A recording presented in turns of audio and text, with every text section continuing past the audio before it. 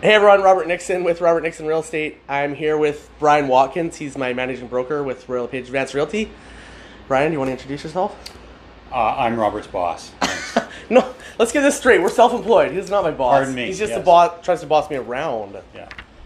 So we're going to ask him a couple of questions. I thought he'd be a good one because he can give some insight into the whole real estate world. And he's a managing broker, so that's like a level above a real estate agent, or 2 or 4. And Two. he used to be a real estate agent as well, right? I still am. Well, still am technically, but he doesn't practice. So how long have you been how long have you been in real estate, first of all? So I've been in business now in real estate, licensed for about 35 years. For the majority of that is what we used to call an associate broker, which was one classification above a salesman. And then for the last, I'm going to say 15 to 18 years as a managing broker. So 35 years plus the last 15 as a managing broker. So 15 as a managing broker. So I'm 36. So that's maybe a peace of mind for people too when they think a newer agent is. We're young, ambitious, we can get it done, but we always have him with the same age of me and experience to go to and ask questions and enforce rules and stuff on us. And that means he was a managing broker when I was about 18. So I was still doing stupid things then. Wow, that's just depressing, no matter how you say it. We won't go there.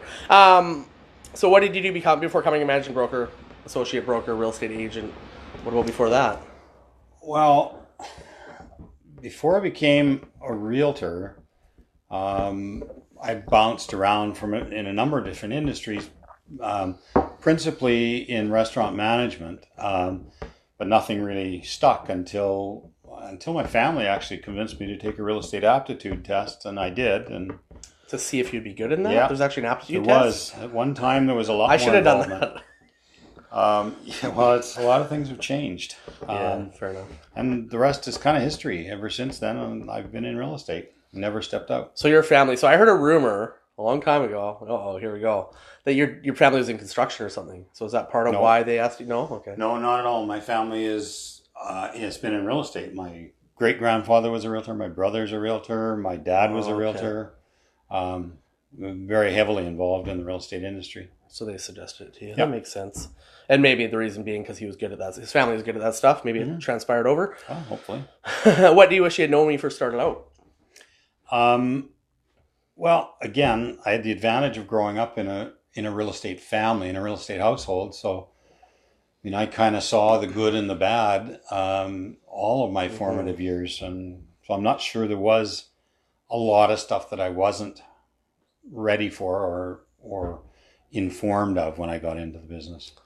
Interesting, which is huge, I think, because when I got in, it was just jump in feet first and don't know if you're hitting rocks or sand or water or Yeah. your A lot head. of people say that. Yeah. And you didn't know how to, you didn't know how to run a business, that's for sure. So the big question, which is going to be an elaborate one, I'm sure, is what does your job entail as a managing broker? Besides managing Robert 24/7. Yeah, that's separate. What do I do with what takes the greatest effort?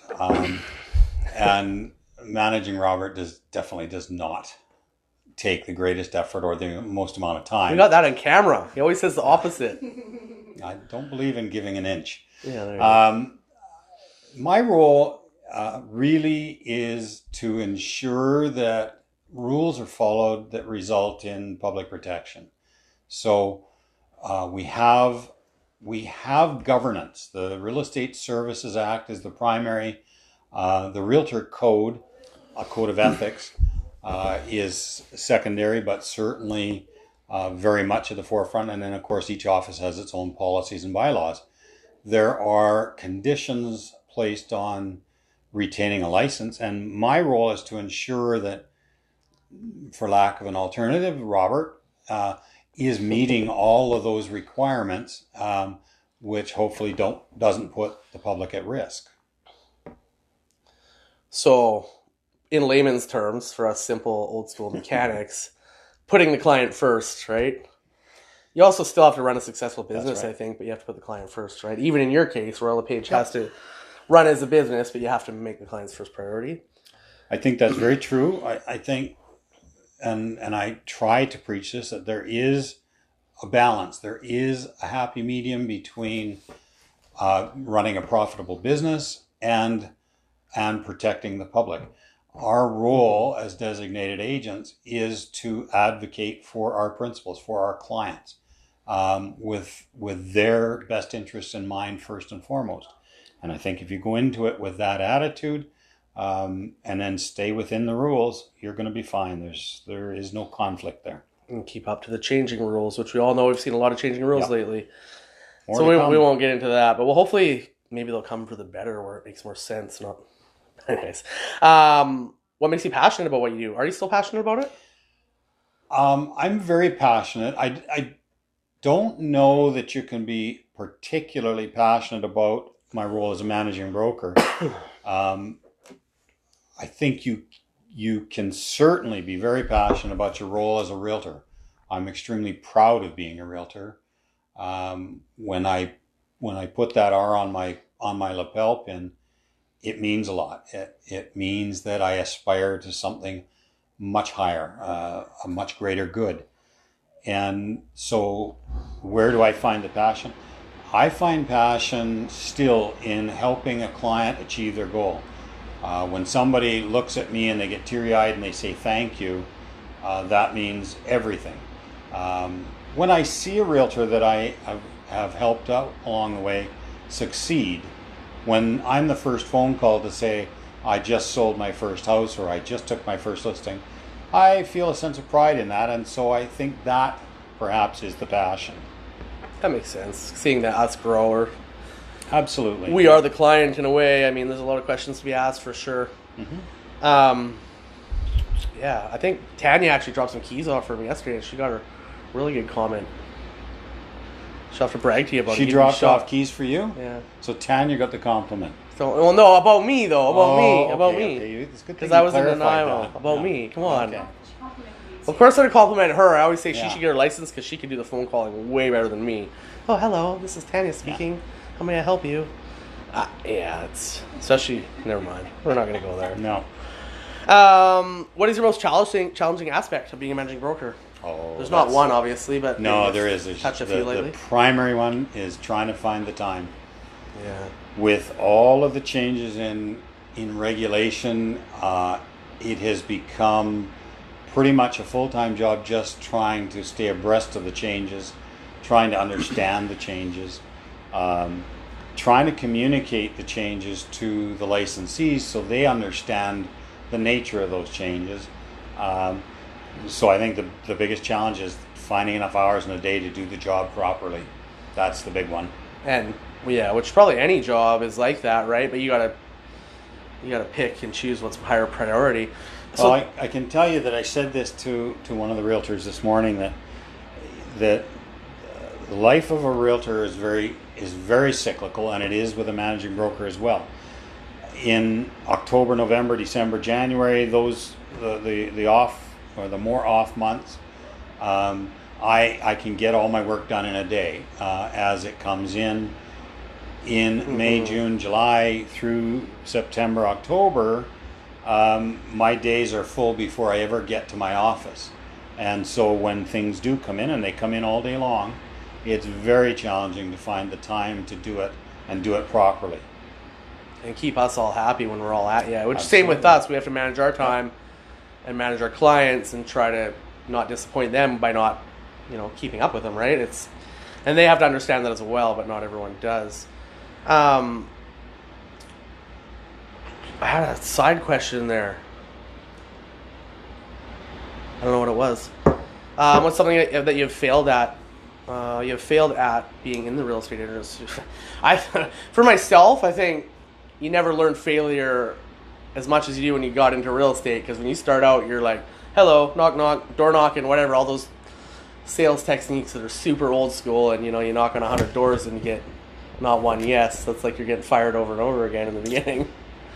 So what have you failed at? I know exactly what you mean, and it hasn't gone by unnoticed that when I was actively out there listing and selling properties on a daily basis, I got doors slammed in my face just like everybody else. And those are hard lessons to learn. And as you progress in your career, you become a little bit more philosophical about it. And Yeah, for sure. and so, when looking at what have I failed at, I'm sure there are lots of little failures along the way, but the biggest ones I think are that I didn't have a crystal ball. I wish I had had a crystal ball, because I'm sure I failed at taking advantage of opportunities that presented themselves.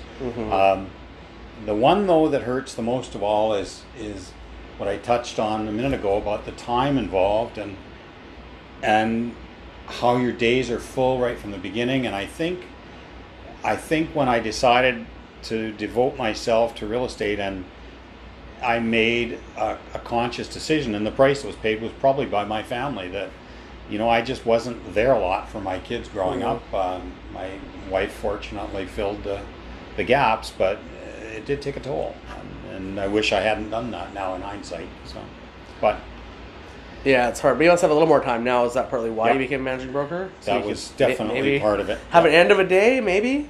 Well, yeah, my day starts pretty early, but it fortunately ends when I can't stay awake anymore. So Yeah, fair enough. until then, Robert's phoning me. Yeah, right. I phone other people because he just yells at me. No, and like for me though, I mean the biggest thing is I've never been in business at all, and all the legal stuff, like learning how to write clauses that aren't really there yet, and you have to make them up in your own words. And I'm not a super wordy person, so Bryan throws some good stuff in there when we need help with that. That's for sure. So your biggest accomplishment in the real estate industry as a managed broker? I'm going to pass on that one, because I don't think I've seen my biggest accomplishment. I think that story's still being written. I'm not ready to go out to pasture yet. I think there's still bigger and better things to come. Okay, fair enough. Do you have a favorite memory about becoming a managing broker? So I guess that would be on your way there, about the decision to get there. Being a managing broker has been rewarding and fulfilling all the way along. So I don't know that there is one favorite memory. I think the first time somebody said, "Hey boss, can I get some help?" and then thanked me for it afterwards, that was probably the best thing. And that happens more often than not. So that's just an ongoing thing. The reward of helping someone. I think so. Yeah. So that's comparable to helping someone into their home and being thankful, or putting a deal together that's super complicated, and they're like, "Oh my god!" Exactly the same thing. It does go both ways with the negative sometimes, unfortunately, but that's life. Yep. Well, so I kind of have a feeling you're probably in this till retirement, being that you're however many years young, and but is there any other profession that you would like to attempt, or that you would have liked to attempt if you didn't do this? I don't know that there's another career I would have attempted. I mean, I tried lots of things when I was younger and just never found the passion. But real estate, unlike a lot of other things, has multifacets you can add. For sure. And one of the things that I think is complementary to being a managing broker that I've always wanted to do was to become a notary public. And I always thought that would be something I would enjoy. It's not likely to happen simply because of the requirements, but and the lack of opportunity on the island. But it is something I had thought about. I just didn't follow through with it. Do you know how long does it take to get that? If I remember correctly, it's 2 full years of attendance, and you can't do it anywhere other than in person at one of the approved facilities. A couple years of school, not like being a lawyer. No. So I think this ties back to your biggest accomplishment. If you're not there yet, what are your long-term goals with that? Would there be an accomplishment there? Well, I don't know that this is specific to my role as a managing broker, but I was involved in the sort of political regulatory side of our industry as a director of the Fraser Valley Board. And I've always liked that, and I think I wouldn't mind getting back into that. I've seen lots of things over the last few years that I just think are so detrimental to public interest and the realtors in general. Like they're trying to do positive, they say they are, but they're actually negative. Absolutely. Yeah. And so we all know that you don't affect change from outside. You can only affect change from within. So I think I wouldn't mind getting back into finding out what I can do from the political side. That's interesting because yourself included and other people that are a little older in the industry, you hear them say, well, these guys over here are making all these decisions and not one of them you even used to be a realtor, right? So that's important. So maybe someone like you would have a better input in that. Mm-hmm. Back to my other question, all the changes that I thought of that was related. Is this the changes a year ago? We had a lot of changes. A lot of people maybe still don't even know about them. I find clients I'm talking to don't even have a clue, right? Yeah. But is that the biggest in the 36 years or 35 years you've been in the industry? Is that the biggest? Is this the biggest change? Because obviously they're happening all the time. Oh yeah, when we went to designated agency, that was a pretty big change, but it really wasn't a big change in how we practice. So that was when Working with Realtor brochure came out originally? No, that was designated agency. That was designated agency, and that was a pretty big change. But it really wasn't a change in how we work. It was more of a change in how the legality of our industry and it was a positive change. I don't think anybody thought that designating ourselves as a buyer's agent, seller's agent, or with consent, the limited dual agent was a bad thing. This current round of changes. So we've almost went full circle. Well, no, we haven't. Almost. So the progression has been that at one time we had sub agency, which was a situation where everybody worked for the seller, and then we had implied agency or assumed buyer agency, which really said that while we're still being paid by the seller, it can be assumed we're representing the buyer unless we're the listing agent. To designated agency, which to me was the appropriate way to be. And really we're sticking with designated agency now, but the new rules that are in place are absolutely not in the public interest. And in fact, in my opinion and the opinion of many people I work with, the new rules have effectively eliminated the public interest in a lot of cases, or certainly jeopardized the public interest in a lot of cases. Putting them at risk, for sure. Absolutely putting them at risk, yeah. So I don't have as clear of understanding as him, but back in the day, there was a listing agent, you're always looking out for the seller. The buyer was just on their own with no protection, unless they had a lawyer or something, they were not protected, right? We were working for the listing agent. Mm-hmm. So then it went where if you weren't the listing agent, you're under assumed agency, so the other agent was technically representing the buyer, but it wasn't official, so were they really? And then it went to designated agency where they had a buyer representative and a listing representative, and you could represent both in an unbiased manner, you just couldn't advise, so you could still work with both of them on your own listing. So now we're back to the point where we can't represent both people.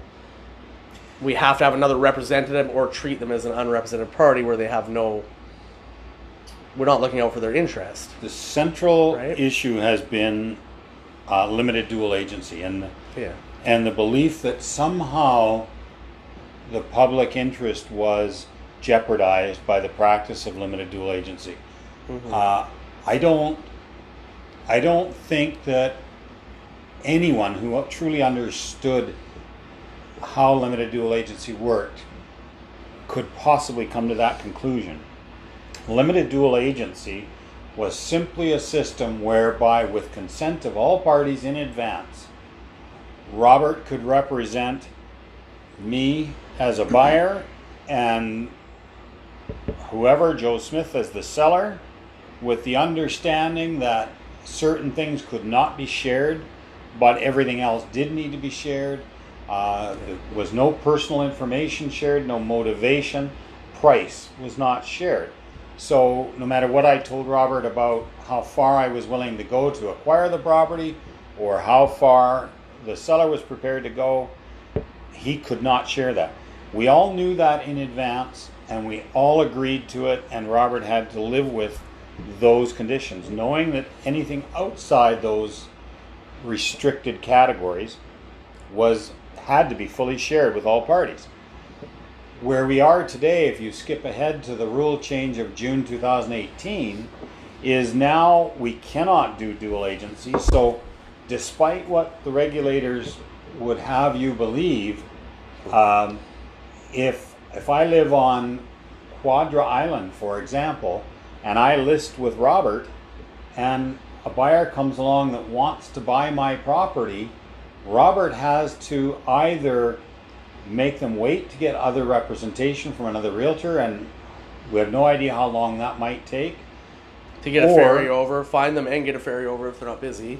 And presume that whoever is coming to represent them has any clue about the issues involved in owning real estate on Quadra Island. Mm-hmm. So the quality of the representation is already suspect. Or alternatively, they can accept zero representation, which means zero consultation, zero counsel, zero advice. That's what's referred to as an unrepresented party. Including advice on how to write the contract. That's correct. Which is supposed to, I mean, that's correct. Key job. So we've gone from a situation where a limited dual agent could provide you with some advice, could ensure that you had some protection, even if that were limited, to a situation today where the identical same circumstance results in one of two things: either poor representation because it's an out-of-area realtor, or no representation at all, which may or not be better than limited representation. No public interest served by this. No, it's pretty convoluted. It's hard for the public to understand it. Yeah. I mean, me being newer, for me to understand it in the beginning, it took a lot of listening and wrapping my head around it. And you got to try and stay in business at the same time, right? So it's a lot of work. Very true. So this is going to be an interesting one. I know he's going to say, if you're looking to get into real estate, give us our office call and ask for Bryan, 286-3293. Yeah, that's true. But what advice would you give someone wanting to become a managing broker or who wants to enter the real estate industry? Obviously, you'd probably start as an agent. What sort of knowledge or schooling might one have to take to become a managing broker? I think another quick one to tack onto there is, what would you recommend for schooling? Would you recommend someone take a course? Is there other courses even to get into real estate? I think there is. Well, there is. So most people don't do. You kind of asked a lot of questions in there. So start from getting into the industry. Okay, so would I suggest somebody getting into the industry? As I said earlier, I've been in the business for 35 years. It's been an incredibly rewarding experience, and I honestly can't think of anything else I would have rather done over my working career. That as opposed to, would I get into being a managing broker today? And I have to say, honestly, no, I don't think I would. And recently a survey was done by the BC Real Estate Association in conjunction with the Real Estate Council of BC and the Superintendent of Real Estate. And overwhelmingly, the result was no. People are not interested in becoming managing brokers today. Because they're afraid, probably, right? The extraordinary level of liability that's been created since June of last year essentially means that I, as a managing broker, potentially, through an error, without intent, could be on the hook for a $500,000 penalty. Robert could be on the hook for another $250,000, and the brokerage could be on the hook for another $500,000 themselves. So that's $1.25 million in potential penalties. There is no other industry on the planet that has the same level of punitive ability. Not one. So would I become a managing broker today?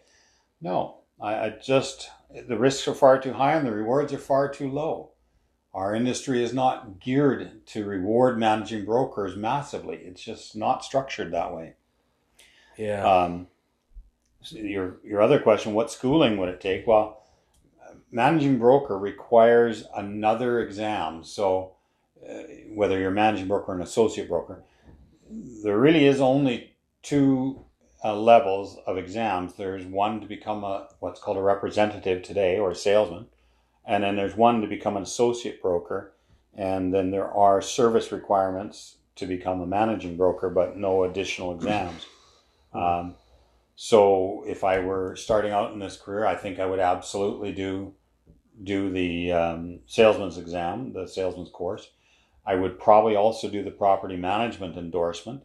I think At the same time, you think, starting out? I do think that, yeah. I think there is a growing demand for property managers. There's very few of them around. Strata property management's another level as well. I wouldn't do that at the beginning. And then I would decide whether commercial or residential is my forte. I always chose residential. I like dealing with people. I'm not a huge numbers person, and I think commercial is very cold and calculating. It is a numbers game, and it's not an emotional sale or purchase. And that's just always been the way I wanted to go. Fair enough.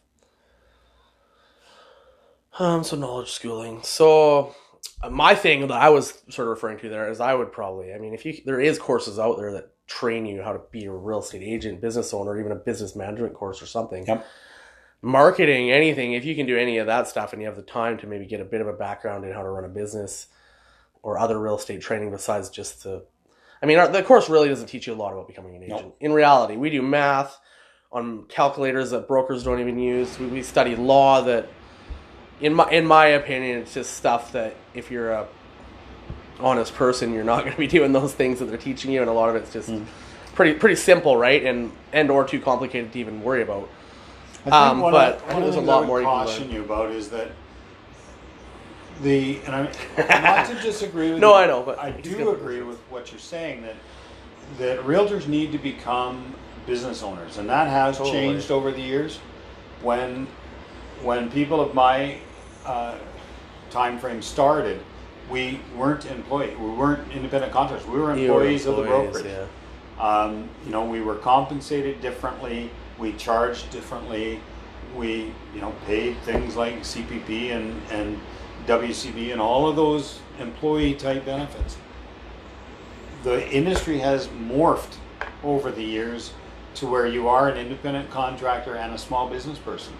But I think my concern always is that let's not put the cart before the horse. I do believe you need to understand what the business is, and that first 2 years, you need to decide, is this for me?